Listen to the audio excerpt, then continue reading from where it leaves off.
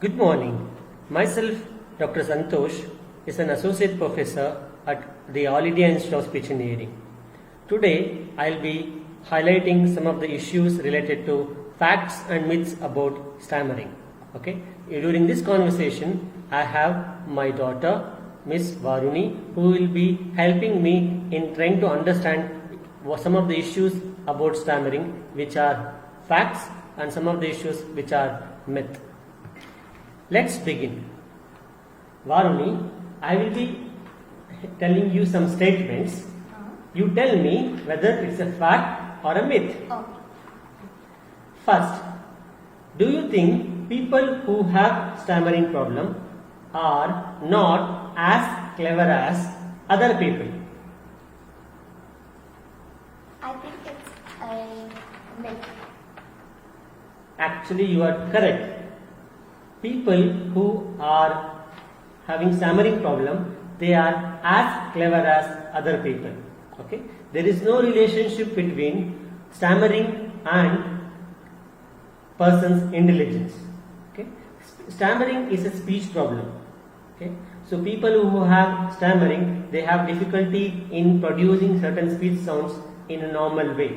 Otherwise, they are like any other people. Okay, some of the people who have stammering problem, you can actually may feel amazed to know they are very intelligent people.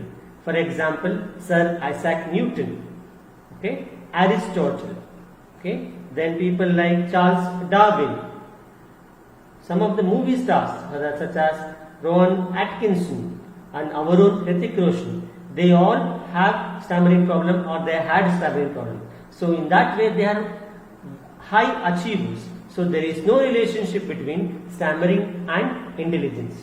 So people who have stammering problem, they are as intelligent as any other person. Okay. So we'll move ahead. Okay. I'll ask you the second question. Do you think stammering is caused by lack of self-confidence? I think it's again a myth. Good. Stammering is not caused by lack of self-confidence. Okay. However, people who have a stammering problem may have less confidence. This happens because when we people make fun of these individuals who have stammering problem, okay, or when people bully these people who have stammering problem, it affects their self-confidence. So we should never make fun of people who have stammering problem, so that their self-confidence does not get affected. So as a student, if you see any child who has stammering in your class, you should talk to them like the way you talk to other kids. Fine? Yes. Okay. Okay. Let us move on. I'll ask you the third question. Do you think stammering is seen only in children? I think it's again a myth. Yes, correct. Stammering is not seen only in children. Stammering is seen across all the ages. However, stammering is more prevalent in children because stammering typically develops in children around 2 to 5 years of age. In majority of the children, by 5 to 8 years of age, stammering reduces. However, 20% of children, they continue to stammer throughout their life. So, stammering is more prevalent in children. However, stammering can be seen across all the ages. Okay? Now, do you think stammering and misarticulation, they are same problem? I think it's a fact. Actually, you are wrong. Stammering and misarticulation, they are two different problems.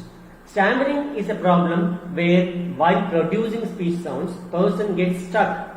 For example, if I have to say my name is Santosh, I may say Santosh. Whereas misarticulation is a speech problem where I cannot produce the sounds accurately, correctly. For example, if I am saying Santosh, I may say it as Tanto. Okay, so the difference between stammering and misarticulation is, in stammering people, they don't have any difficulty in producing speech sounds accurately, correctly. Their speech gets stuck, they repeat certain sounds. Whereas misarticulation is a problem where they have in producing the speech sounds accurately, correctly. Okay, we'll move ahead. Tell me, people who develop stammering, they mainly develop stammering because of imitation, like they imitated somebody who had stammering problem. Do you think that's a fact or a myth? I think it's a myth. Correct. Stammering does not develop because of imitation. Stammering develops because of multiple reasons. Okay. Some people develop stammering because of some hereditary cause. That means to say somebody else in their family had stammering and they developed stammering because they have that genetic inheritance. Stammering can also be developing in some children who are having some kind of a difficulty. They cannot cope up with the load in their environment. They may have susceptibility to develop stammering, plus there is also too much of load on the child. It could be in terms of language, it could be in terms of parental pressure and all those things. So stammering is not developed because of somebody imitates other person who has stammering. It is usually developed because you have susceptibility to develop stammering problem. And that when it interacts with environmental factors, then you will develop stammering problem. Okay, we'll move ahead. Do you think stammering people will outgrow their problem automatically? They don't need any kind of a treatment. I think it's a myth. Correct. Stammering, what it happens is in majority of children, in 80% of children, they naturally recover from stammering. However, in 20% of children, treatment is required. They need to comfort therapy, they need to be given systematic speech therapy. Okay, so when we are treating people who stammer, we don't know who will naturally recover, who will persist with the stammering. So we need to start treating children who develop stammering as early as possible. We don't know who will develop, who will persist with stammering. So treatment has to be given for all the children who develop stammering. Okay, so you don't outgrow stammering, we don't know which are the factors which help you in outgrowing the stammering. So better way is to treat all the children who develop stammering. Okay. Now tell me, is there any assumption that there is no treatment for stammering? What is the meaning of assumption? Okay, I'll ask you in a different way. There is no treatment for stammering. What do you think? I think it's a myth. Okay. So, correct. There is a treatment for stammering. If you start identifying stammering early, as soon as the child starts showing stammering problem, then you can completely eliminate stammering in children. And even in adults, with systematic approach, we can work on their speech problem and we can try to reduce stammering to the highest level. Okay, so there is definitely a stammering therapy which can be worked on, and we can reduce the effect of stammering on the individual. Okay, and all the ages we can give speech therapy. Okay, now you tell me, stammering is treated by medical doctors. Do you think it's a fact or a myth? I think it's a myth. Correct. Stammering is not treated by medical doctors. Okay, stammering is treated by speech language pathologists.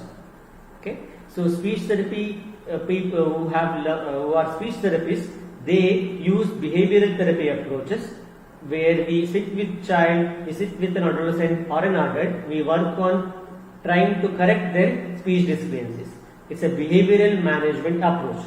Okay, so doctors cannot treat stammering problem. Stammering problem has to be treated by speech language pathologists. So you need to visit institutions or hospitals where they have a speech and language therapist, and you need to take therapy for stammering problem. You cannot take any kind of a medication for a stammering problem. Okay. So I'll ask you the last question. Do you think we need to make fun of people who have stammering problem? I think it's a myth. Yes, we should not make fun of people who have stammering problem, because if you make fun of people who have stammering problem, it affects their confidence, it affects their day-to-day communication, it affects their overall personality. So always you need to encourage people who have stammering problem to give them more time to speak what they want to say. Okay? Okay. So that comes to the end of this discussion. Thanks a lot.